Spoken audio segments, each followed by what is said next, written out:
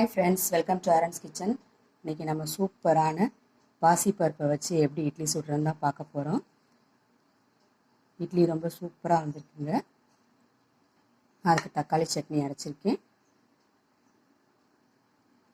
வாங்க எப்படி செய்கிறதுன்னு பார்க்கலாம். இந்த பாசிப்பருப்பு இட்லி சுடுறதுக்கு ஒரு டம்ளர் பாசிப்பருப்பு எடுத்திருக்கேன். அதே டம்ளரில் ஒரு டம்ளர் உளுந்து எடுத்திருக்கேன்.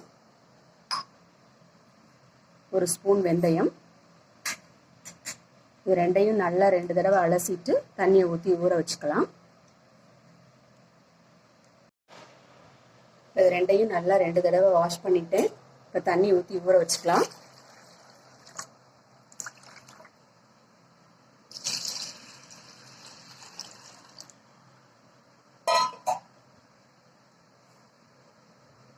இந்த 3லேருந்து 4 மணி நேரம் ரெண்டுமே ஊறட்டும்.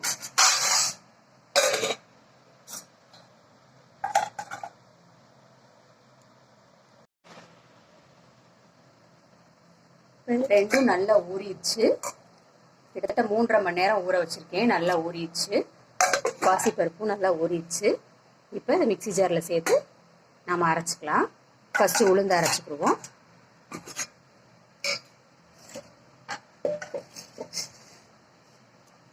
உளுந்த ஒரு மிக்சி ஜாருக்கு மாற்றிக்கிடுவோம்.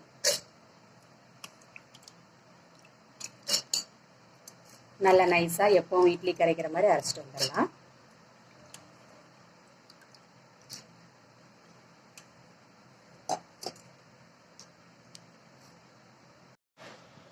மிக்சி ஜாருக்கு மாற்றியாச்சு. எனக்கு நல்லா அரைச்சிட்டு வந்துடலாம்.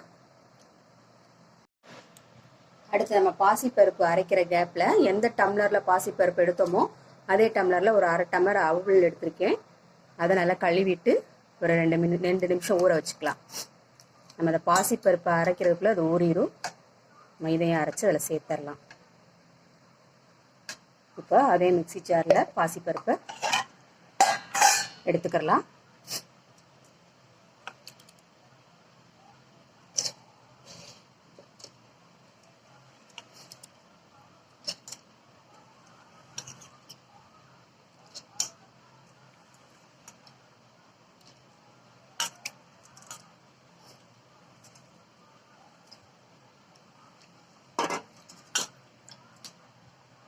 இப்போ பாசிப்பருப்பையும் அரைச்சிட்டு வந்துடலாம். உளுந்து அரைச்சி ஒரு பாத்திரத்தில் மாற்றிருக்கேன். இப்போ அதே பாத்திரத்துக்கு நம்ம பாசிப்பருப்பு அரைச்சதையும் சேர்த்துக்கலாம்.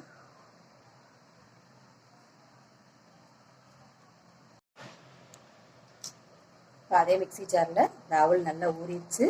அதையும் சேர்த்து அரைச்சிக்கலாம்.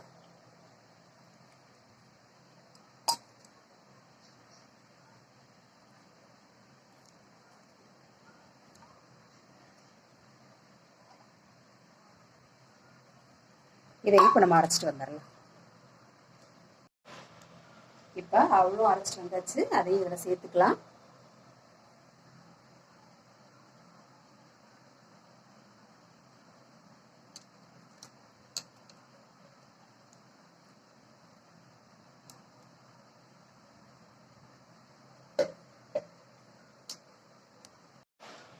இதில் நான் அப்புறம் 2 ஸ்பூன் கல்லுப்பு சேர்த்துக்கிறேன்.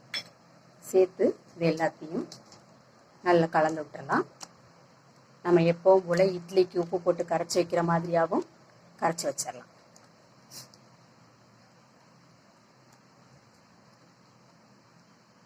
உளுந்தையும் பாசிப்பருப்பையும் நல்லா மிக்ஸ் பண்ணிடலாம்.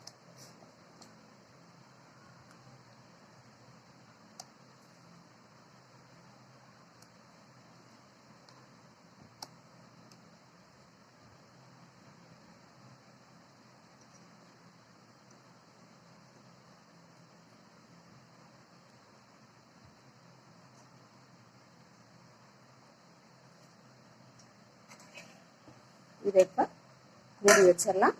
இது ஒரு ஓவர் நைட் ஊறட்டும், பெர்மனெண்ட் ஆகட்டும்.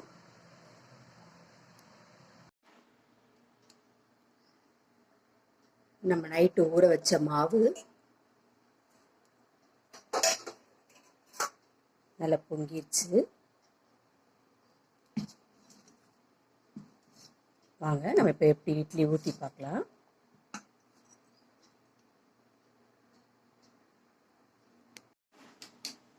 இட்லி தட்டில் எண்ணெய் தடவி வச்சுருக்கேன். இட்லி ஊற்றிக்கலாம்.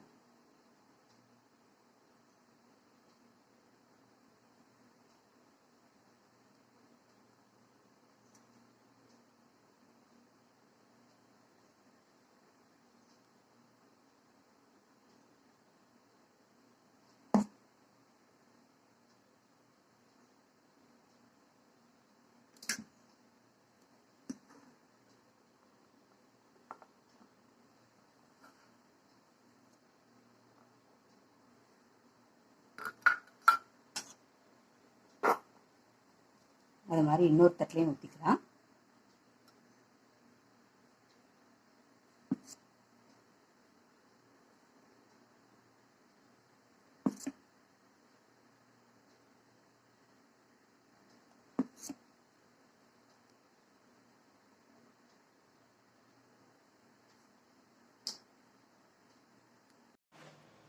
ஆல்ரெடி ஒரு இட்லி பாத்திரத்தில் தண்ணி ஊற்றி கொதிக்க வச்சுருக்கேன்.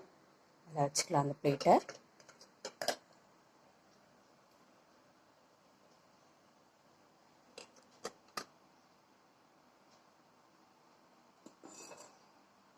அதை மூடி ஒரு 10 நிமிஷம் அல்லது 15 நிமிஷம் வேக வச்சுக்கலாம். இட்லி நல்லா வெந்துருச்சு. அடுப்பை ஆஃப் பண்ணிடலாம். கொஞ்சம் நேரம் ஆறவும் எடுத்துக்கலாம். கொஞ்சம் வெயிட் பண்ணுவோம்.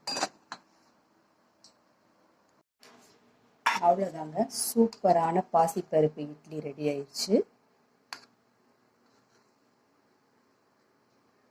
ரொம்பவே சாஃப்டாக நல்லா ஃப்ளஃபியாக வந்திருக்கு.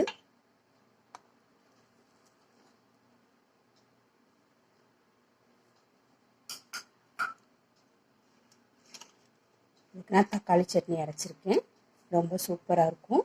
இட்லி நல்லா சாஃப்டாகவும் அழகாக வெந்திருக்கு.